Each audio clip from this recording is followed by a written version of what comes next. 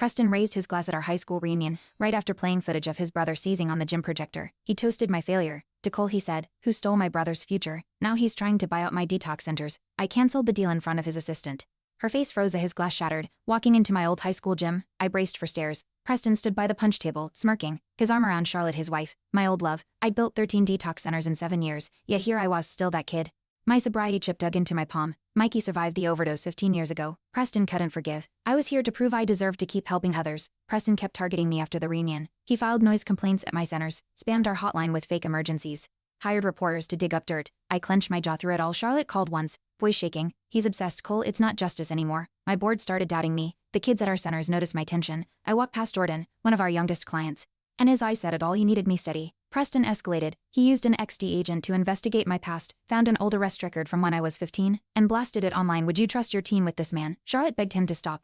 Mikey, silent until now, messaged me, I remember who sold me the pills, it wasn't you. But he wouldn't say it publicly. I kept checking windows for hidden cameras, jumping at every phone ring. To fight back, I filmed testimonials from former patients. Jordan's was raw. Hopeful, a kid who'd found his way back from meth addiction at 17. But the next day, someone hacked our YouTube account, replacing the testimonials with clips of overdose victims. Preston denied involvement, but the timing was perfect. I smashed my coffee mug against the office wall. Dr. Rodriguez found me in the stairwell afterward, hands shaking. You need to rest, she said. They're not just fighting you, they're fighting what you represent. Charlotte showed up unannounced at one of our centers. Eyes red. He's spiraling, she whispered. He blames you because guilt is easier than grief. She handed me a flash drive, emails proving Preston bribed reporters, paid for fake complaints, orchestrated the whole smear campaign. That night, I called Mikey. Your silence is hurting kids now, I said. He didn't answer.